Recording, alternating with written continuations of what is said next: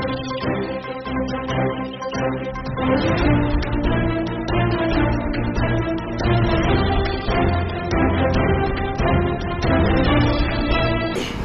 आवाज़ एक खास मुलाकात में आज मुलाकात कर रहे हैं पूर्व विधायक जमवारामगढ़ जगदीश जी मीणा। जगदीश जी, आपका स्वागत है आपकी आवाज़ में। धन्यवाद जी। लास्ट टाइम पे लास्ट गवर्नमेंट में आप विधायक के रूप में आपने काम किया, बीजेपी के विधायक के रूप में। किस तरह के अपने काम को देखते हैं? पहले तो आप अपने काम को बताइए और फिर आगे जमवारामगढ़ क्षेत्र की भी बात करेंगे आपसे। देखिए, मैं विधायक जमवारामगढ़ विधानसभा क्षेत्र से रहा 2013 से लेकर के 2018 तक, और उस वक्त हमारी राजस्थान में भारतीय जनता पार्टी की सरकार थी। माननीय हमारी वसुंधरा राजे सिंधिया जी राजस्थान सरकार की मुख्यमंत्री थी। और जैसा कि आपने पूछा कि आपके कामकाज की, तो उस वक्त जो जितना काम हुआ, मैं तो कहता हूँ कि न भूतो न भविष्य। उस वक्त इतना काम हुआ, ये जमवारामगढ़ के सारे साथी लोग बैठे हैं। गांव की सड़कें ठीक करवाई हमने, गांव में पानी की व्यवस्था करवाई हमने, जगह जगह वाटर प्लांट लगवाए हमने। सड़वा मोड़ से लेकर के जमवारामगढ़ तक 4 लेन का रोड तैयार करवाया हमने। उस रोड की बहुत आवश्यकता थी, और वो रोड बनने के बाद तो जयपुर जो है नज़दीक सा महसूस होने लग गया लोगों को। तो जगह जगह स्कूल खुलवाए, जगह जगह विकास के सारे कामकाज करवाए। मैं कहता हूँ कि उतना काम आज तक किसी गवर्नमेंट ने नहीं करवाया होगा। प्रत्येक पंचायत हेडक्वार्टर पर 1-1 किलोमीटर का गौरव पथ हर पंचायत में तैयार हुआ है, और उस गौरव पथ की आज भी जो है लोगों को बड़ी सहूलियत मिली हुई है। आप बोल रहे हैं जमवारामगढ़ क्षेत्र में हर एरिया का आपने विकास कराया है, रोड बनवाई, अलग अलग व्यवस्था की। लेकिन जमवारामगढ़ जो मूलभूत जिस वजह से जमवारामगढ़ का नाम जाना जाता है, मैं वापस डायरेक्ट उसी क्वेश्चन पे आ जाता हूँ आपके साथ, कि जमवारामगढ़ जो एक पिछड़े क्षेत्र के रूप में माना जा रहा है अभी, जो 20 साल से रामगढ़ डैम खाली पड़ा है, इस व्यवस्था और कुव्यवस्थाओं के पीछे कौन सी राजनीति है और कौन इसको मतलब इस व्यवस्था, क्योंकि एक बड़ा टूरिज्म का हब हो सकता है। एक रामगढ़ तो मतलब जयपुर के लिए एक विकास का एक नया आयाम हो सकता है। जयपुर के पर्यटन और टूरिज्म के लिए एक बहुत बड़ा विशाल क्षेत्र हो सकता है, जहाँ हजारों लाखों लोग रोजगार पा सकते हैं। उस क्षेत्र को नेगलेक्ट क्यों किया जा रहा है? जमवारामगढ़ बांध जमवारामगढ़ भी बहुत बड़े भूभाग का एक पोषण करता रहा। जमवारामगढ़ बांध की शुरुआत महाराजा माधो सिंह जी द्वितीय ने 1857 में इसकी नींव रखी थी। 1907 में ये बनकर के कंप्लीट हो गया, और 1931 में जमवारामगढ़ बांध से जयपुर शहर को पानी की सप्लाई चालू कर। और मैं आपको बताऊं कि इतने अर्से बाद में 1982 आते आते तो जमवारामगढ़ बांध पूरे वर्ल्ड में फेमस हो गया था। जमवारामगढ़ बांध में एशियाड के तहत 82 में एशियाड के तहत नौकायन प्रतियोगिता हुई थी। उसके बाद से जमवारामगढ़ बांध में पानी आना कम हो गया, और उसका मुख्य कारण रहा कि जमवारामगढ़ बांध में बारिश तो खैर कम हुई, लेकिन साथ में जमवारामगढ़ जो गुहाव क्षेत्र था पानी का कैचमेंट एरिया, उसमें जगह जगह लोगों ने अतिक्रमण कर ली। 2011 आते आते 2011 में हाई कोर्ट ने एक कमेटी बनाई, और उस कमेटी के जरिए इसकी जांच करवाई। तो कमेटी ने अपनी रिपोर्ट में बताया कि जमवारामगढ़ परिक्षेत्र में जो गुहाव क्षेत्र है, उस क्षेत्र में 407 तो एनीकट तैयार हो गए। एनीकट बन गए। एनीकट तो सरकार ने बनवाए, आपकी सरकार ने बनाए। उनमें से बहुत से एनीकट सरकार के भी थे, और बहुत से एनीकट अपने प्राइवेट NGO जो चल रहे हैं, उन संस्थाओं के भी एनीकट बनाए गए थे। तो उन एनीकट्स को तुड़वाने का काम उस रिपोर्ट के मुताबिक करवाया भी था। लेकिन मैं आपको ये कहूँ कि बीजेपी के राज में, भारतीय जनता पार्टी के शासन में उन एनीकटों को सबको ध्वस्त करवा दिया था। लेकिन कांग्रेस के राज में वो एनीकट फिर से बनना शुरू, पहले बनवाया फिर ध्वस्त कराया। क्या एनीकट में इतना पानी रुक जाता है कि रामगढ़ बांध की व्यवस्था खराब होती है, मतलब सूखा पड़ गया, इतना एनीकट में पानी रुक जाता है? 407 एनीकट मायना रखते हैं। 407 एनीकटों में थोड़ा थोड़ा पानी भी रुकेगा, तो मैं समझता हूँ कि पानी तो रुकेगा ही रुकेगा। जमवारामगढ़ में पानी आ ही नहीं पाएगा। मैं समझता हूँ जमवारामगढ़ क्षेत्र की आपके साथ आम जन लोग भी उपलब्ध हैं यहाँ पे, तो आप अपना परिचय देते हुए थोड़ा बताइए इस मामले में आप अपना विचार क्या रखते हैं? मैं डॉक्टर सिकायत सर जी विपसेना प्रदेश मंत्री। मैं कहना चाह रहा हूँ कि जमवारामगढ़ जयपुर की लाइफ लाइन थी, कोई जमन थी। 70-80 साल जयपुर को पानी पिलाया उसने, आज उसकी ये दुर्दशा हो रही है कि उस जमवारामगढ़ बांध पे कोई राहगीर आता है, वो उसको पीने के लिए पानी नहीं है।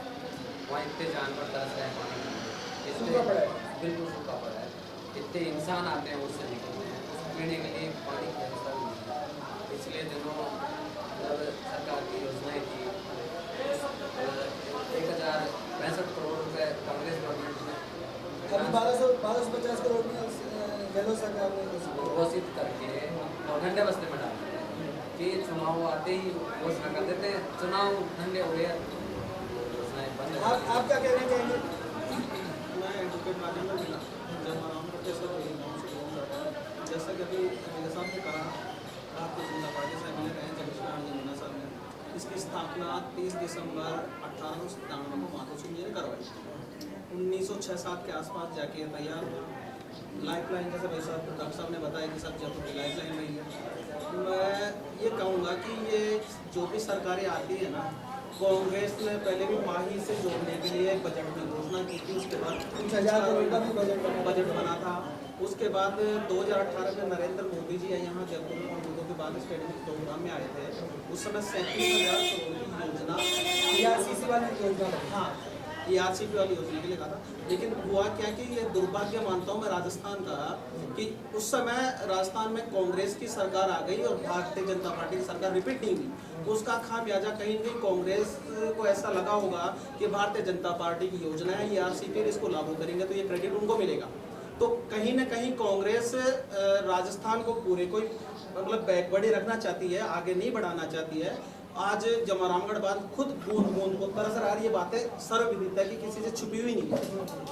आगे मैं राजस्थान की जनता से अपील करना चाहता हूँ कि आज वैसे आचार संहिता लग गई है, 23 नवंबर को इलेक्शन है, तो भारतीय जनता पार्टी की सरकार बनाए और ERCP योजना को लागू करें। आप अपना परिचय देके बताएं। मेरा नाम थोड़ा है, मैं बामणी से करता हूँ। जैसे आप देख रहे हो जमवारामगढ़ में आज से पहले भी जयपुर के साथ साथ और जिलों को भी पानी मिल रहा था, और पानी मिलने के बाद में आज वैसे विधायक साहब जमवारामगढ़ जगदीश जी ने इस पे काम भी किया, वसुंधरा जी की सरकार ने काम भी किया, परंतु जो कांग्रेस सरकार आती है और आते ही उस काम को रोकने का काम करती है। और जैसे हमारे नरेंद्र मोदी जी है, उस पर बहुत बार योजना भी बनाई, हमारे जल शक्ति मंत्री है, उन्होंने भी इन पर बोला, परंतु ये कांग्रेस सरकार गहलोत जी आके इसको रोकने का काम करते हैं। आप परिचय देके थोड़ा बताएं। जुगल किशोर कुरेटा, भूज से। जुगल जी, आप कहाँ से? भूज से। तो भूज में भी पानी का असर पानी की हुआ बहुत समस्या है, पीने के लिए पानी नहीं है, और इस पे बांध को जल्दी बनवाने की कैसे भी जोड़ा जाए, कोशिश करी जाए। आप बताइए अपना परिचय। नंद किशोर रावत बिलोद से हूँ। हमारे यहाँ तो सारे पानी से सारे कुओं में जल स्तर ही बहुत नीचे गिर गया। खेती में बहुत परेशानी होती है, पानी की परेशानी है। पहले तो ट्यूबवेलों की ज़रूरत ही नहीं थी, हमारे तो कुओं में इतना पानी आता था। जल्दी रामगढ़ बांध में पानी आए तो उससे बढ़िया व्यवस्था हो जाएगी लोगों को खेती करने में।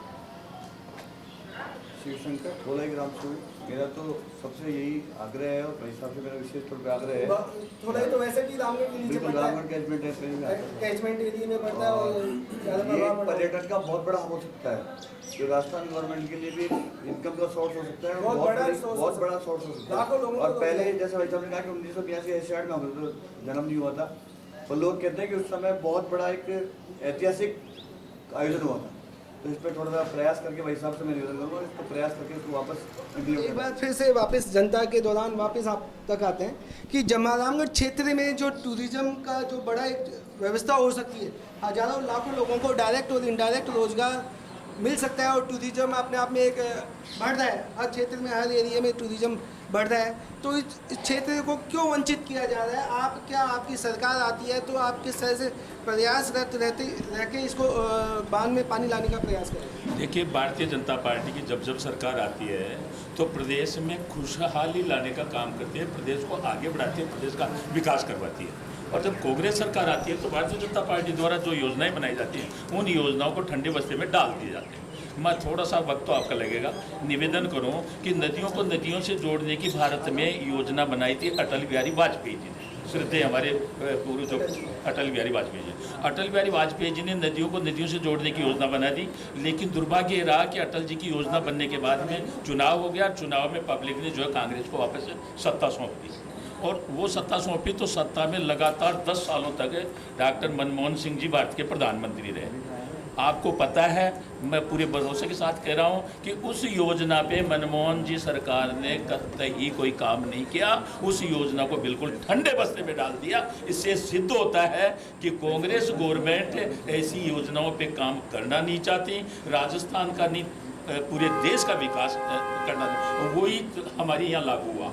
माननीय मुख्यमंत्री वसुंधरा जी ने 37,500 करोड़ की पूर्वी राजस्थान नहर परियोजना तैयार की, और वो तैयार करने के बाद उनका मकसद था 13 जिलों को पानी पिलाना, जिसमें हमारा जयपुर जिला भी शामिल था। और जयपुर जिले से 4 बांध लिए थे, वो हमारा सौभाग्य था। उसमें जमोरामगढ़ भी था, कानोता बांध भी था, एक कालक बांध था, एक छोकरवाड़ा बांध था, और उस योजना के तहत इसमें पानी लाना था। लेकिन दुर्भाग्य से जब सरकार बदली, तो सरकार बदलने के बाद 5 साल तक गहलोत जी ने इस योजना को टच नहीं किया, और ये जिद करके बैठ गए कि 90% पैसा गवर्नमेंट बीजेपी मतलब केंद्र सरकार नहीं देगी, तब तक हम इस योजना पे काम नहीं करेंगे, जबकि उसका रूल्स बना हुआ है। ERCC का अलग मुद्दा है, मैं समझता हूँ ERCC ठीक है, ये जॉइंट है ERCC से भी, लेकिन कहीं ना कहीं ERCC को रोकने का काम तो सेंट्रल गवर्नमेंट ने नहीं किया।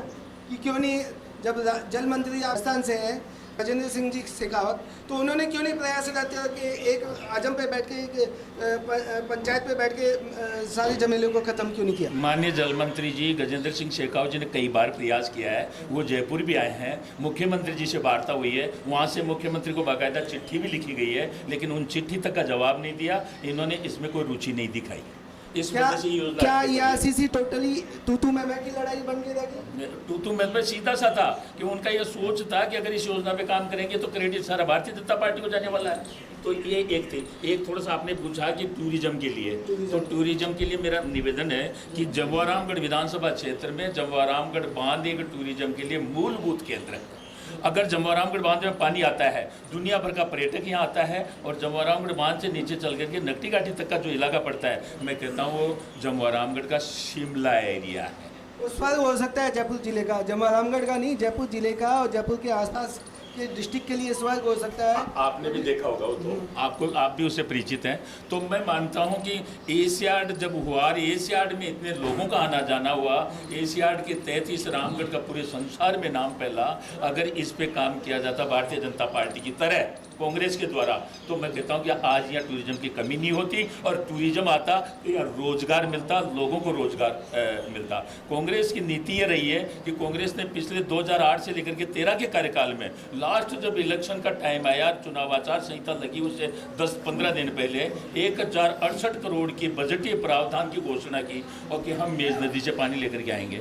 चलो ठीक है। उसके बाद सरकार बदल गई। सरकार बदलते मुझे विधानसभा में जाने का मौका मिला। मैंने विधानसभा में प्रश्न लगाया, मैंने विधानसभा से जानकारी मांगी कि 1068 करोड़ का जो बजटीय प्रावधान पिछली सरकार ने किया था, नहीं स्टेट गवर्नमेंट का, गहलोत जी के द्वारा घोषणा थी। तो मैंने विधानसभा में प्रश्न के जरिए ये जानकारी मांगी कि माननीय पूर्व मुख्यमंत्री जी गहलोत जी ने 1068, तो वो योजना कहाँ तक कितनी सफल हुई, उसकी प्रोग्रेस रिपोर्ट क्या है। तो जब विधानसभा जी मुझे प्रश्न का जवाब मिला तो माथा ठोक करके बैठ गया। उसमें मुझे उत्तर मिला कि ये मात्र बजटीय घोषणा थी, इसका बजट में कोई प्रावधान नहीं किया गया। तो लास्ट अभी गहलोत जी की सरकार रही 5 साल में, उन मुद्दों को आपने उठाया नहीं, कहीं ना कहीं आपकी व्यवस्था और आपकी पार्टी भी कमजोर रही, क्योंकि जब 1068 करोड़ की ये योजना है, अभी 1200 करोड़ की फिर से घोषणा करके गए हैं, तो कहीं कहीं विपक्ष कमजोर रहा है क्या इस मुद्दे पे? विपक्ष कहीं कमजोर नहीं है। विपक्ष ने समय समय पे सारी बातें अपने, अभी आप चुनाव के टाइम पे आप बता रहे हैं, लेकिन कहाँ आंदोलन करते, तो क्यों नहीं 5 साल में गवर्नमेंट काम कर पाती व्यवस्थाओं? पानी के लिए हमने आंदोलन किए हैं, जगह जगह धरने प्रदर्शन करके गवर्नमेंट को हमने ज्ञापन दिया है, और गवर्नमेंट से मांगा है कि वो पिछली मेज नदी वाली योजना थी वो भी ठंडे बस्ते में चली गई, उसका बजटीय प्रावधान हमको नहीं मिला। और अब आप कहते हैं कभी चंबल से पानी लाएंगे, कभी गंगा से पानी लाएंगे, अब कह रहे हैं 1250 करोड़ की राशि से हम जो है ईसरदा बांध से पानी लेकर के आएंगे। जबकि मैं आपको सही बताऊं कि ईसरदा बांध की शुरुआत 2017 में हमारी गवर्नमेंट गवर्नमेंट के समय उसकी नींव लगाई गई थी। और ईसरदा बांध को बनाने में अभी वक्त लगेगा, 2027 से पहले ईसरदा बांध बनकर के तैयार नहीं हो सकता, तो फिर कहाँ पानी लाने की योजना है इनकी? ये तो जनता को नहीं, क्या दो ईसरदा बन जाएगा, क्या आपकी गवर्नमेंट उस पर काम करेगी रामगढ़ बांध में पानी लाने के लिए, जो 1200 करोड़ या 1250 करोड़ की योजना है? देखो, हमारी गवर्नमेंट जब भी आती है तो जो भी जनहित की योजनाएं हैं उन योजनाओं पे लगातार काम करती है, जनहित में काम करती है। आप क्या कहना चाहेंगे? परिचय दो। मैं देवनारायण गुर्जर जमवारामगढ़ की इंद्रगढ़ पंचायत के पाली गांव से हूं। मैं सबसे पहले तो आपको धन्यवाद देना चाहता हूं कि जमवारामगढ़ के एक ऐसे मुद्दे पे आपने बात की है जिससे जमवारामगढ़ के साथ साथ में आसपास के क्षेत्र के लोग भी पीड़ित हैं। टूरिज्म का ऐसा जयपुर में बिल्कुल 100 किलोमीटर में कोई है ही नहीं। जमवारामगढ़ के अलावा इतना नज़दीक में टूरिज्म के लिए इससे बढ़िया जगह हो ही नहीं सकती। लेकिन मुझे बड़े दुख के साथ में ये कहना पड़ रहा है कि कांग्रेस पार्टी की जब जब गवर्नमेंट बनी है, इस तरह के जनहित की जो योजनाएं भारतीय जनता पार्टी के समय में जो लागू की जाती है उनको रोक दिया जाता है। और जब चुनाव आचार संहिता लगने वाली होती है तो फिर इस तरह की घोषणाएं पब्लिक के सामने मात्र वोट लेने के लिए घोषणाएं करते हैं। मैं तो आपके माध्यम से ये भी कहना चाहूँगा कि जमवारामगढ़ बांध में पानी लाने की व्यवस्था न करके इससे कांग्रेस पार्टी के नेताओं ने जमवारामगढ़ के लोगों के साथ में घोर अन्याय किया, लाखों लोगों के साथ अन्याय किया, और इतना बड़ा अन्याय किया है कि उस जमवारामगढ़ बांध के लिए काम नहीं किया जिस जमवारामगढ़ बांध ने सदन में बैठने वाले पूरे राजस्थान के नेताओं को पानी पिलाने का काम किया। अब 5 साल का जो ये समय निकला, मैं समझता हूँ राजस्थान में काम नहीं हुआ। अशोक गहलोत जी को तो अपनी सरकार अपने कपड़े समेटने से भी फुर्सत नहीं मिली, लेकिन उनकी जो ये सोच है कि बीजेपी ने अगर कोई अच्छी काम को हाथ में लिया तो उसको गवर्नमेंट आते रोक दे, ये जनहित में नहीं है। उनको समझना चाहिए, और अगर नहीं समझेगा तो निश्चित रूप से जनता इस बात को समझने लगी है कि कौन हमारे हित को साध रहा है और कौन हमारे अहित में काम कर रहा है। धन्यवाद जी। मैं राम बाबू आंकड़ जमवारामगढ़ से, हेडक्वार्टर जमवारामगढ़ से हूँ। और रामगढ़ बांध की बहुत दुर्दशा हो गई। जगदीश एमएलए ने क्वेश्चन भी उठाया था विधानसभा में, और उस पर मैंने मुझसे ज्ञान भी लिया था। 300 करोड़ की योजना बनाई थी। यही कहना चाहूँगा, रामगढ़ मंदिर में पानी आ जाए तो पूरे रामगढ़ तहसील को फायदा मिलेगा, भरतपुर जिले तक को मिले, भरतपुर तक के लोगों को रोजगार मिले। रामकरण शर्मा, पूर्व मंडल अध्यक्ष जमवारामगढ़ और नाइला बिलोंग करता हूँ। आप हमारे बीच में आए, इसके लिए मैं आपको धन्यवाद देता हूँ कि आपने, हाँ, और आपने अभी कहा कि गजेंद्र जी केंद्रीय जल संसाधन मंत्री थे, तो वो ARC पे उन्होंने क्यों नहीं काम किया? राजस्थान सरकार की, गहलोत सरकार की ड्यूटी है, क्योंकि केंद्र सरकार डायरेक्ट ही कोई मामला नहीं उठा सकता है। हमारे मंत्री महोदय ने 3-4 बार जमवारामगढ़ भी आए थे, इस मामले में खूब उन्होंने पत्र लिखा था गहलोत सरकार जी को, और इस मामले में गहलोत सरकार जी ने कतई रामगढ़ बांध के लिए कोई कार्रवाई नहीं करी। दूसरा, आप अब ये कह रहे हो कि प्रधानमंत्री जी ने जल मिशन योजना, भारतीय जनता पार्टी की केंद्र जल मिशन योजना थी, 5 साल हो गए। गहलोत सरकार को 60% राशि तो ये केंद्र से मिलती है और 40% राशि ये राजस्थान सरकार की होती है। आप ये देखो, 5 साल में पैसा केंद्र सरकार ने गहलोत सरकार को दे दिया, उसके बाद 5 साल में आज तक टंकियाँ नहीं बनी, और घर घर पानी ले जाने की स्कीम थी, उस पे भी गहलोत सरकार ने कोई काम नहीं किया। मैं तो ये कहता हूँ कि कांग्रेस की सरकार इस पानी के मामले में, चाहे रामगढ़ बांध मान लो पानी पिलाने के लिए या जनता को पानी पिलाने के लिए, ये कांग्रेस विरोधी है। ये कतई इनकी मंशा नहीं है कि जनता को पानी पिलाया जाए।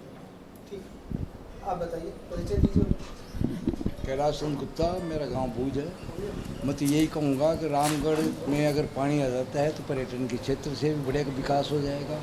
और वैसे एक बात है, पहले वो भी टाइम था, मैंने देखा है, पहले नहरें चलती थी जो रामगढ़ से सिंचाई भी खूब होती थी, नीचे गाँव में होती थी, पानी का स्तर भी बढ़िया था। और मैं तो यही चाहूँगा सरकारों से, बीजेपी क्या है, सरकार आती है तो फलीभूत होती है, ये बात है, पानी आता है इसमें। 20 साल से सूखा पड़ा है, आप देख रहे हैं, आप बताइए। मैं ओम प्रकाश ठाकुरिया जमुआ रामगढ़ तहसील से बिलोंग करता हूँ। मैं तो ये कहूँगा कि जो जमुआ रामगढ़ जो बांध था आज से 20 साल पहले जयपुर जिला नहीं राजस्थान में भी एक विख्यात बांध था। वहाँ से बाहर के पर्यटक जो भी कोई रिश्तेदार है, पर्यटक है, उनका एक ही बात रहती थी कि भाई रामगढ़ चलना है। सैटरडे संडे को इतने पर्यटक आते थे जिसकी आज ये बहुत भारी संख्या में आते थे। उसकी दुर्दशा अब ये होगी कि जमुआ रामगढ़ तहसील की तरफ, बांध की तरफ कोई जाके देखता भी नहीं है। मैं विष्णु शर्मा, लांगड़ेवास पंचायत में बालकिशनपुरा गांव है मेरा, और मैंने 2002 के अंदर जमुआ रामगढ़ को बढ़ावा देखा था। तब मेरी उम्र शायद 4 या 5 साल थी। तो मैं ये कहना चाहूँगा कि अगर जमुआ रामगढ़ बांध में अगर पानी आता है तो ये बहुत ही अच्छी बात है, क्योंकि वहाँ के जो नीचे के गांव हैं और ऊपर के गांव हैं उनमें पानी की समस्या ख़त्म हो जाएगी। तो मैं सरकार से यही निवेदन करूँगा, क्योंकि कांग्रेस सरकार में तो ये हो नहीं पाएगा, तो ये तो बीजेपी गवर्नमेंट ही कर सकती है। और तो फिर धन्यवाद। मेरा नाम एडवोकेट अजयराज गुजर है। मैं जमुआ रामगढ़ पाली ग्राम का रहने वाला हूँ।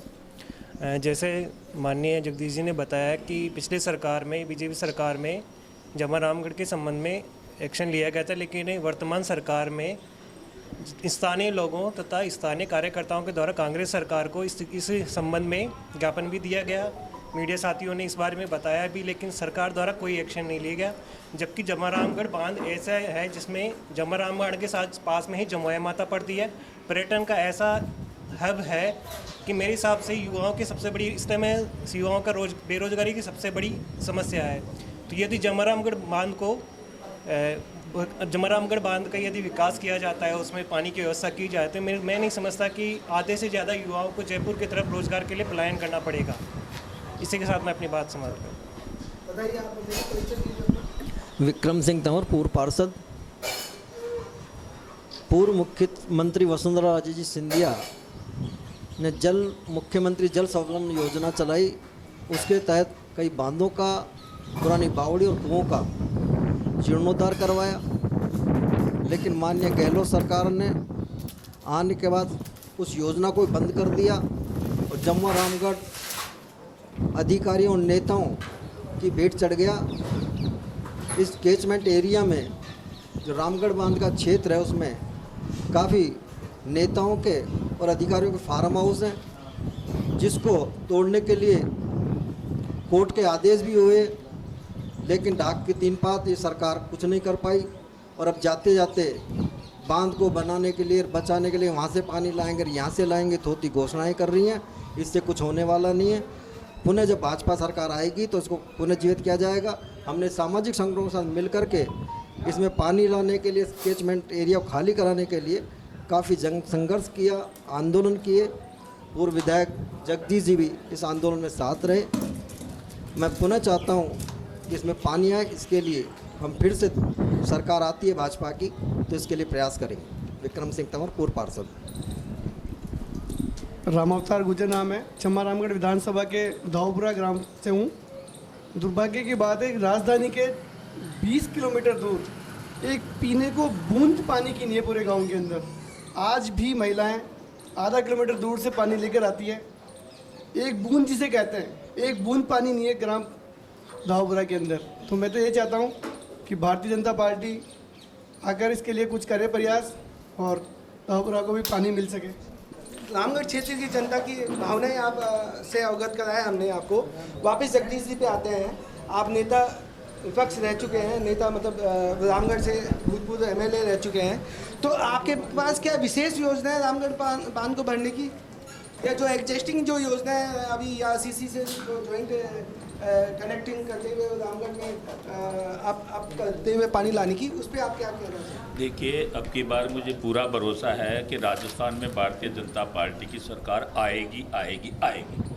जनता ने मन बना लिया है। आपको तो भरोसा है भारतीय जनता पार्टी की सरकार आएगी आएगी, रामगढ़ में पानी आएगा आएगा आएगा। जब रामगढ़ में, जब राजस्थान में भारतीय जनता पार्टी की सरकार आएगी तो मुझे ये भी भरोसा है कि जमवारामगढ़ बांध में पानी भी आएगा, क्योंकि ये जमवारामगढ़ बांध में पानी लाना भारतीय जनता पार्टी का एजेंडा है, भारतीय जनता पार्टी का मुख्य योजना। तो अभी जो कांग्रेस सरकार जो डीपीआर बनने का प्रोसेस है, लेकिन क्या उस डीपीआर पे आप लोग काम करेंगे? वो जो योजना इन्होंने बनाई है कितनी सक्सेसफुल है, बनाई नहीं बनाई, डीपीआर बना नहीं बना, आज कांग्रेस से जनता का भरोसा उठ गया है। ये थोती घोषणाएं भी हो सकती है, सरकार बनने के बाद इसको देखा जाएगा, इसकी जांच की जाएगी, और यदि जनहित में और अच्छी योजना हुई तो इस योजना पे भारतीय जनता पार्टी काम करेगी और जमवारामगढ़ में पानी लाएगी। और जमवारामगढ़ में पानी लाएगी तो जयपुर से लेकर के ठेठ भरतपुर तक के इतने बड़े भूभाग को पानी की व्यवस्था देने का काम भारतीय जनता पार्टी करेगी। पानी के अलावा और कोई आपके पास विकास योजना है जो जमवारामगढ़ क्षेत्र को या जमवारामगढ़ के आम आदमी को मिलनी चाहिए?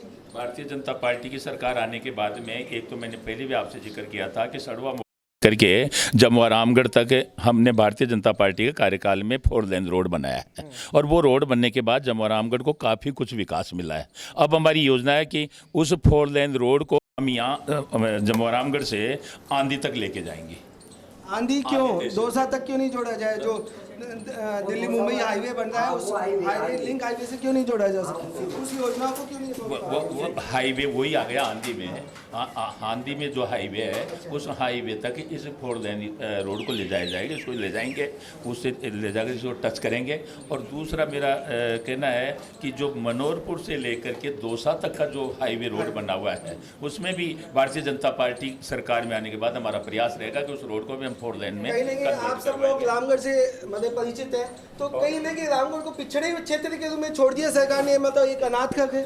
एक मेरा दूसरा निवेदन है कि जमवारामगढ़ विधानसभा क्षेत्र में लगभग 80-85 गांव आज जो है वन्य अभयारण्य क्षेत्र की चपेट में आए हुए हैं, और उन गांवों की रजिस्ट्रेशन पे पूरी रोक लगी हुई है। मैंने पिछली विधानसभा में, जब मुझे विधानसभा जाने का मौका मिला, तब मैंने याचिका भी लगाई थी और मैंने विधानसभा में कई बार इस मुद्दे को उठाया भी था। हमारा प्रयास होगा कि उन 85 गाँवों की रजिस्ट्रियों पर, जो किसानों की रजिस्ट्रियों पर जो रोक लगी हुई है उसको हम खुलवाएंगे, उसको हटवाएंगे। सेंट्रल गवर्नमेंट का मुद्दा होगा, सेंट्रल गवर्नमेंट का मुद्दा है। तो यहाँ सरकार होने के बाद हम सरकार से प्रस्ताव पारित करवा करके सेंट्रल गवर्नमेंट तक जाएंगे और किसानों के हित में हम काम करेंगे।